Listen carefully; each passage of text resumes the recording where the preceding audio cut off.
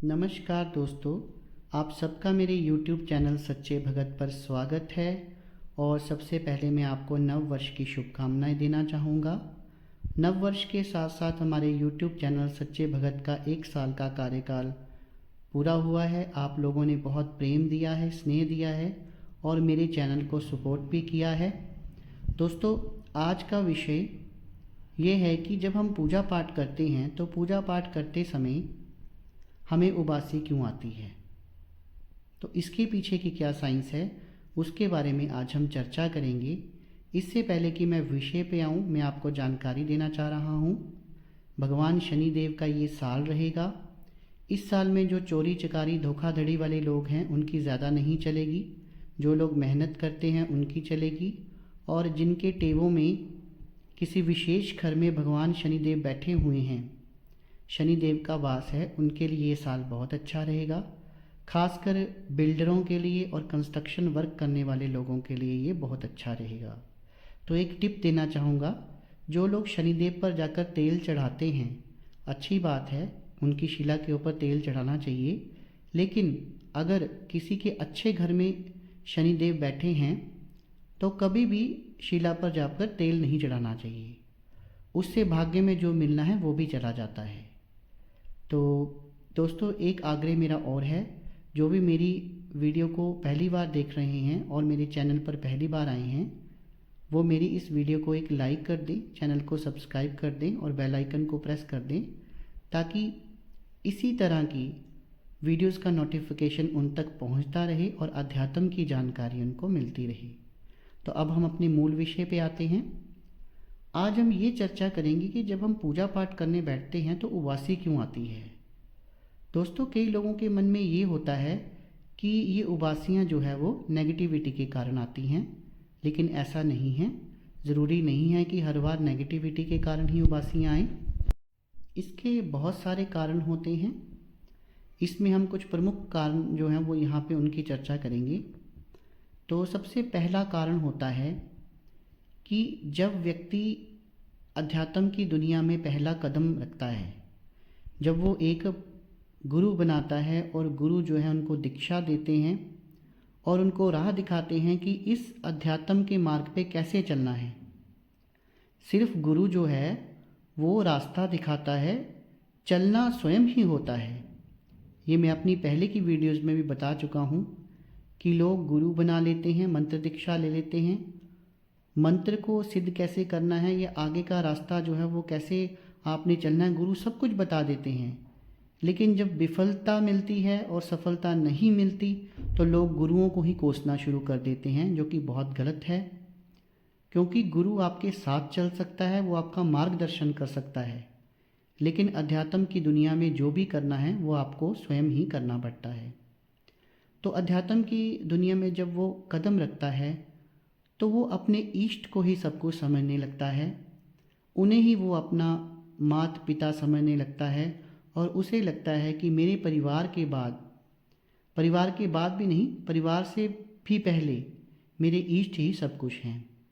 तो उसके भाव जो हैं वो इतने ज़्यादा जुड़ जाते हैं अपने इष्ट के साथ कि पूजा पाठ करते समय कभी कभी उसकी आंखों से आंसू चलते हैं और बहुत ज़्यादा उबासियाँ आने लगती हैं और कई बार सिर भी घूमने लगता है या फिर बदन में कहीं दर्द होने लगती है। तो एक कारण ये भी हो सकता है कि पूजा पाठ में जैसे ही हम बैठते हैं तो हमें बार बार और बड़ी ज़ोर से उबासियाँ आती हैं। तो वो ये कारण है कि जो भगत होता है वो अपने इष्ट के प्रति बहुत ही ज़्यादा भावुक होता है, जिस कारण क्या होता है कि उसको बहुत अधिक उबासियाँ आती हैं। अब अगला कारण जो मैं आपको बताऊंगा वो कारण ये है कि ज़्यादातर जो दीक्षा हमें अपने गुरु से मिलती है उसमें हमें एक मंत्र मिलता है जिसका जाप हमारे गुरु ने किया होता है और उस मंत्र को उन्होंने सिद्ध किया होता है। और वो ऑलरेडी सिद्ध होने के कारण जैसे ही वो हमें मंत्र देते हैं, कुछ दिन हम उसका जाप करते हैं तो हमें बहुत जल्दी सिद्धि जो है वो प्राप्त हो जाती है। अब ये मंत्र वैदिक हो सकते हैं, तांत्रिक हो सकते हैं या फिर शाबर भी हो सकते हैं। तो जैसे ही हम किसी देवता के मंत्र का जाप करना शुरू करते हैं, जो विधि हमारे गुरु ने बताई होती है, तो सबसे पहले मंत्र जो है उसकी ऊर्जा जो है वो हमारे मूलाधार में आकर बैठती है। हमारा मूलाधार चक्र जो है ये पॉजिटिव चक्र भी है और ये नेगेटिव चक्र भी है। सबसे पहला चक्र है, अगर दीक्षा आपको सही ना मिले और आपका पूजा पाठ सही ना हो तो ये फ़ायदा देने के बजाय आपको नुकसान भी दे सकता है, क्योंकि इस चक्र में भगवान गणेश और माता काली का वास माना गया है। और भगवान गणेश जो हैं अगर वो विघ्न करता हैं तो विघ्न हरता भी हैं। वो अगर किसी का भला कर सकते हैं तो बुरा भी कर सकते हैं, तो उनकी पूजा अर्चना में कोई त्रुटि नहीं होनी चाहिए। तो मान लीजिए आप माता काली के मंत्रों का जाप कर रहे हैं, या भगवान गणेश के मंत्रों का जाप कर रहे हैं, या भगवान हनुमान के मंत्रों का जाप कर रहे हैं, तो उस मंत्र में उस पर्टिकुलर देवता की एनर्जी होती है और वो जो एनर्जी है वो आकर मूलाधार में बैठ जाती है। अब जब वो मूलाधार में आकर बैठती है तो अगर कुछ नेगेटिविटी है, नकारात्मकता है आपके चक्र में, तो चक्रों की सफाई शुरू हो जाती है। मूलाधार चक्र जो होता है उसमें घर्षण पैदा होना शुरू हो जाता है और एनर्जी जो है वो नीचे से ऊपर की ओर उठती जाती है और सभी चक्रों को पार करके आज्ञा चक्र तक पहुंचती है। फिर आज्ञा चक्र से टकरा कर ये वापस सभी चक्रों से होते हुए हमारे मूलाधार में पहुंच जाती है। तो ये सारा प्रोसेस होता है। जैसे जैसे वो हमारे आज्ञा चक्र पर टकराती जाती है एनर्जी और हमारी 5 परतें जो हैं वो पिघलती जाती हैं, ये सब कुछ मैं आपको अपनी पहली वीडियोस में भी बता चुका हूँ। तो जब ये एनर्जी विशुद्धि चक्र से होती हुई आज्ञा चक्र की तरफ बढ़ रही होती है, क्योंकि देवता की एनर्जी है, तो हमें जो है वो बार बार उबासियाँ जो हैं वो आ सकती हैं। और ये जो उबासियाँ होती हैं बिल्कुल समानांतर होती हैं, मतलब जो समय बिल्कुल बराबर होता है, जैसे 2-2 मिनट के बाद आएंगी या 5-5 मिनट के बाद आएंगी। और आपने कई बार जब आप किसी भगत की चौकी पे जाते हैं अपनी पूछा लेने या उनसे आप इलाज करवाने जाते हैं, तो वहाँ पर भी आपने देखा होगा बहुत सारे भगत हैं, जब उनको देवता की चौकी आती है या उनको सवारी आती है तो उससे पहले उनको जोर जोर के उबासियाँ आना शुरू हो जाती हैं। तो वो यही कारण होता है, जब देवता शरीर में आता है तो वो आपकी मूला एनर्जी जो है वो मूलाधार से उठकर आज्ञा चक्र तक जाती है।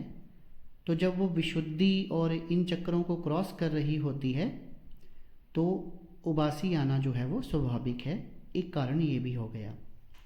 अब मैं एक कारण आपको और बताऊंगा जो मैंने बहुत कॉमन देखा है। कई बार क्या होता है कि हमारा मूलाधार चक्र जो होता है वो एक्टिव नहीं होता है, लेकिन अगर व्यक्ति जो है वो बिल्कुल साधारण है, उसकी अपने इष्ट में बहुत सारी श्रद्धा है और वो लगातार अपने इष्ट के मंदिर में जा रहा है। अब मंदिर एक ऐसी जगह होती है जहाँ पर पॉजिटिविटी होती है और उस देवता की जो एनर्जी होती है वो चारों तरफ फैली होती है। तो जैसे ही वो उस परिसर में अपने इष्ट के दर्शनों के लिए जाता है तो उसको ज़ोर ज़ोर से उबासियाँ आना शुरू होती हैं। और मैंने प्रैक्टिकली देखा है, केवल अपने इष्ट के मंदिर के 3 चक्र लगाने से ही बहुत सारे लोगों का जो मूलाधार चक्र है वो एक्टिवेट हुआ है, यानी कि उसमें जागृति आई है। क्योंकि किसी का मूलाधार चक्र भी जागृत हो जाए तो उसे भी बहुत सारी शक्तियाँ हासिल होती हैं और मूलाधार चक्र को जागृत करना मुश्किल होता है। फिर अगले कुछ चक्र जो हैं वो धीरे धीरे उठते ही जाते हैं। तो मूलाधार चक्र एक ऐसा चक्र है जो पॉजिटिविटी और नेगेटिविटी दोनों ही चीज़ों से भरा हुआ है और इसकी एनर्जी का ऊपर उठना थोड़ा कठिन है, क्योंकि आपने देखा ही है जैसे जैसे हम मंत्रों का जाप करना शुरू करते हैं तो मन में अश्लील विचार बहुत आना शुरू हो जाते हैं। तो वो सारा मूलाधार चक्र के कारण ही होता है।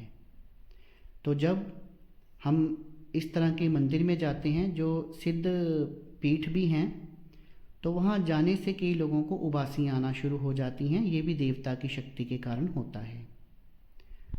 तो दोस्तों, आज मैंने आपको जानकारी दी कि जब हम पूजा पाठ में बैठते हैं तो हमें उबासियाँ क्यों आती हैं।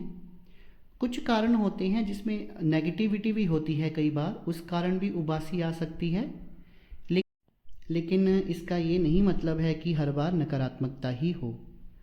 तो दोस्तों, मैं आशा करता हूँ जो जानकारी मैंने आज आपको दी वो आपको अच्छी लगी होगी। वीडियो अच्छी लगी हो तो एक लाइक कर दीजिएगा, वीडियो को ज़्यादा से ज़्यादा शेयर कर दीजिएगा, ताकि लोगों का ये भ्रम टूट जाए कि नेगेटिविटी के कारण उबासियाँ आती हैं।